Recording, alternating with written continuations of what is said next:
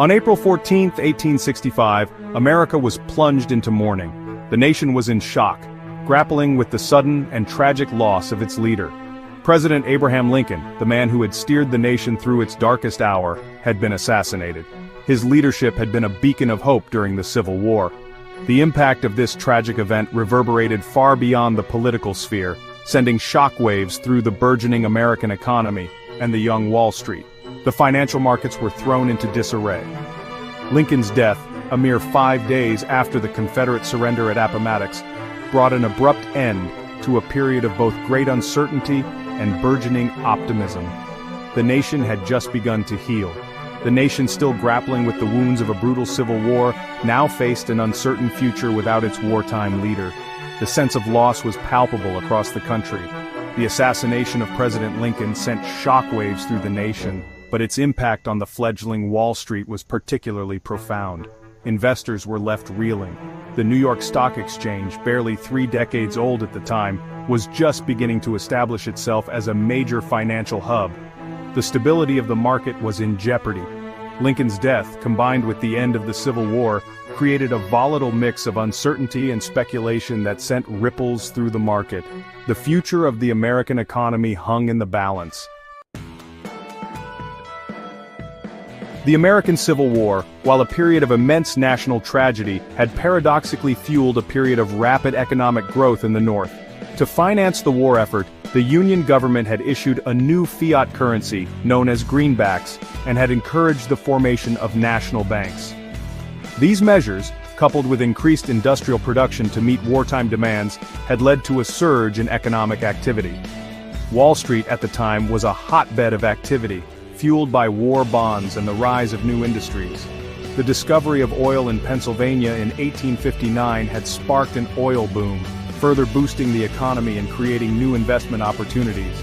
The war had also spurred innovation, with advancements in railroads, telegraphy, and manufacturing. The immediate reaction to Lincoln's assassination was panic. The news spread like wildfire, causing widespread fear and uncertainty across the nation. The New York Stock Exchange, the primary stock market in the United States at the time, saw a dramatic plunge in prices. Investors were gripped by fear, unsure of what the future held. On April 15, 1865, the day after Lincoln's assassination, the market experienced its largest single-day decline up to that point, with some estimates suggesting a drop of over 10%.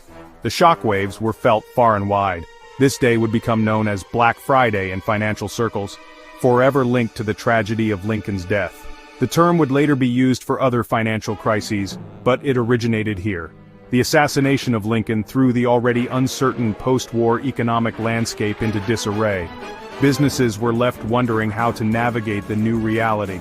Investors, fearing a power vacuum and potential instability, rushed to sell their holdings. The sense of urgency was palpable as everyone tried to offload their stocks. The rush to sell led to a liquidity crisis, as there were far more sellers than buyers in the market. This imbalance caused prices to plummet even further.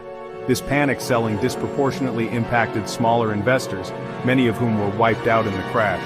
The financial devastation was immense, leaving a lasting impact on countless lives. The assassination of Lincoln had a profound impact on the economic policies of the Reconstruction era. His death marked a turning point, leading to a shift in leadership and a change in the direction of national policies. Lincoln, known for his pragmatism and his commitment to national unity, was succeeded by Andrew Johnson, a Southern Democrat with a very different vision for the South's reintegration into the Union. Johnson's approach was more lenient, aiming to quickly restore the Southern states without significant changes to their pre-war social structures. Johnson's lenient policies towards the former Confederate states created uncertainty and hindered economic recovery in the South. His reluctance to impose strict conditions on the Southern states allowed many pre-war elites to regain power, complicating efforts to achieve meaningful reform. The economic uncertainty of the Reconstruction era was further exacerbated by the fact that the Civil War, while over, had left significant scars on the nation's economy. The war had devastated infrastructure, disrupted trade, and drained financial resources, making recovery a daunting task. The South in particular was devastated, its infrastructure destroyed and its labor system upended by the abolition of slavery. The transition from a slave-based economy to one of free labor was fraught with challenges and resistance. The process of rebuilding the South and reintegrating it into the national economy would prove to be a long and arduous one. Efforts to rebuild infrastructure, establish new economic systems, and integrate freed slaves into society were met with numerous obstacles and setbacks. The tumultuous period following Lincoln's assassination saw both winners and losers emerge on Wall Street. Some savvy investors, sensing an opportunity amidst the chaos, bought up stocks at deflated prices, reaping substantial profits when the market eventually recovered. Others, however, were caught on the wrong side of the market swings and suffered heavy losses. Among the key figures who shaped Wall Street during this era were financiers like Cornelius Vanderbilt, J.P. Morgan, and Jay Gould.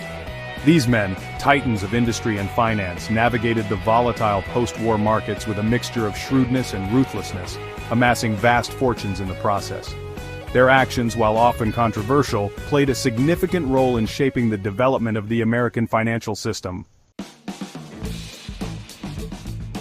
The stock market's reaction to Lincoln's assassination underscores a recurring theme in financial history: the profound impact of political events on market sentiment.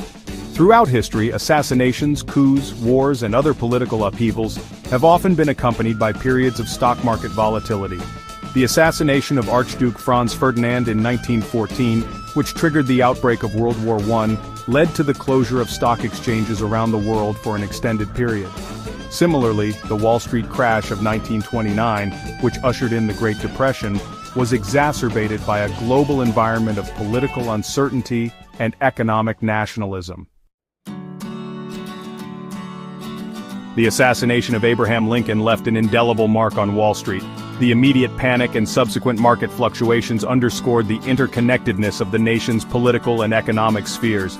The event also highlighted the vulnerability of the young stock market to shocks and the importance of stability and confidence for its smooth functioning. In the aftermath of Lincoln's assassination, the federal government took steps to strengthen the financial system and prevent future crises. The National Banking Act of 1864, passed during the war, created a national banking system and a uniform national currency, which helped to stabilize